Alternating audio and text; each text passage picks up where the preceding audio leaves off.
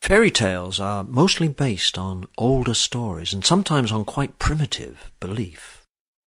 And this is a tale that comes out of China. And it's a tale about the importance of water. We tend to take it for granted. We just turn on a tap. But there was a time when water was life. And to ensure that the waters came, sometimes there would be sacrifice. And sometimes that sacrifice would have been human. And this story dates right back to those days. Now, there was a girl, and she was called Longhair. She was called Longhair because her hair hung down her back, almost to the ground, and her hair was as black as a raven's wing. I don't know what her real name was, so we'll call her Longhair.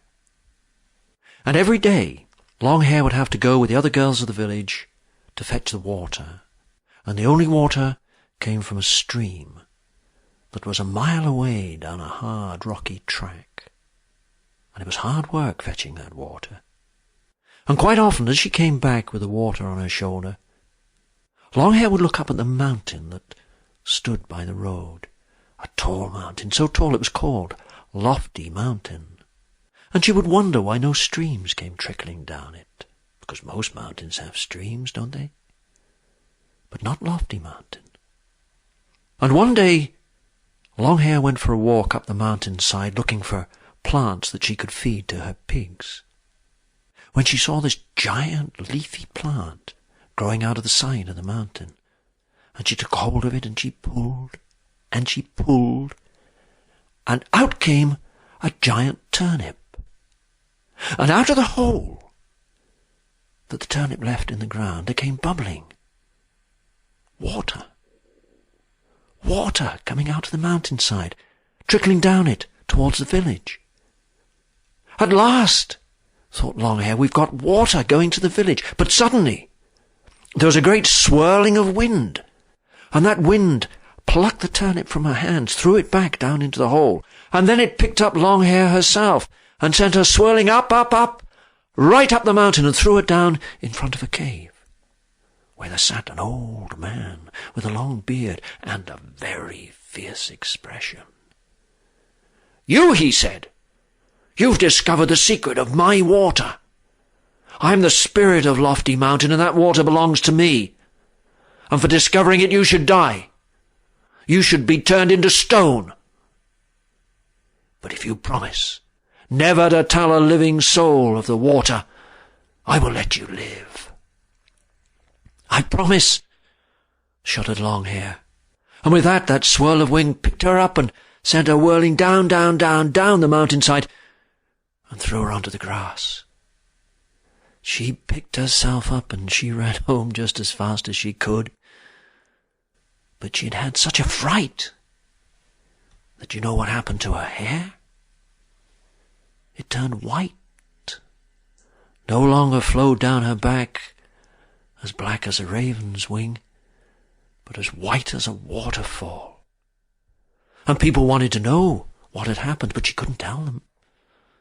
You wouldn't want to be turned into stone, would you?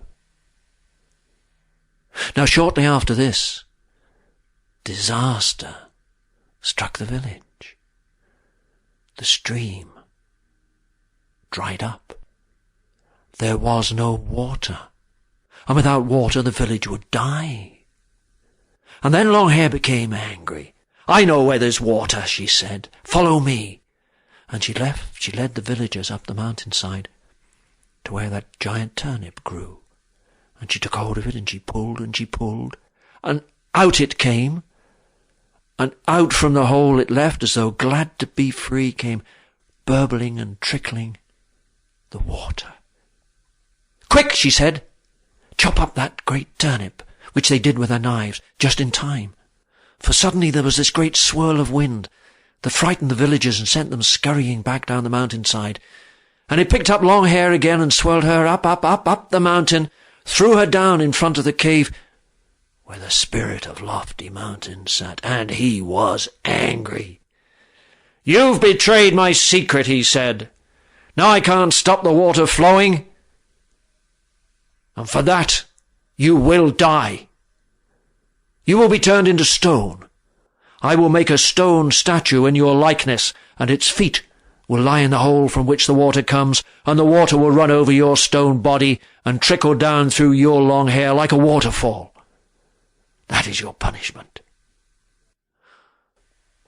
Longhair trembled in fear, but then she said, "If that brings water to my village, so be it. But before you turn me into stone, let me go back. Let me go back to say goodbye to my mother." And the spirit of Lofty Mountain took pity and let her go. "Be back by nightfall." So down she went, and she said goodbye to her mother. And as on the way back, walking slowly and sadly across the meadow, she also went to say goodbye to her favourite tree. We've all got favourite trees, haven't we? And she hugged the tree, and to her surprise, a voice came out of the tree. "Don't worry, Longhair," it said. "I will help you." And out of the tree there stepped a man, and he was dressed in green, and his face was green, and he had beard and hair of green leaves. He was the spirit of the tree, the Green Man. "I will help you," he said. "I will make a stone statue in your likeness. All I need for it is your long hair." So from her head he cut the long hair, and from a stone he fashioned a statue, and to the statue he fastened the hair, and together they carried it up the mountainside, and they laid it with its feet in the hole from which the water came. And the water, it trickled over the stone body, and ran down through the long white hair like a waterfall with all the colours of the rainbow in it. "Longhair," said the Green Man, "your courage has brought water to the village. Your courage has brought life to the village. Now you go back down and live in peace." And back down to the village beside the stream walked Longhair. And to this day the people of that village look up at the waterfall and give thanks to the girl they remember as Longhair. And what happened to her? Well, it wasn't long before her hair grew again. And you know what colour it was? That's right, long and black as a raven's wing.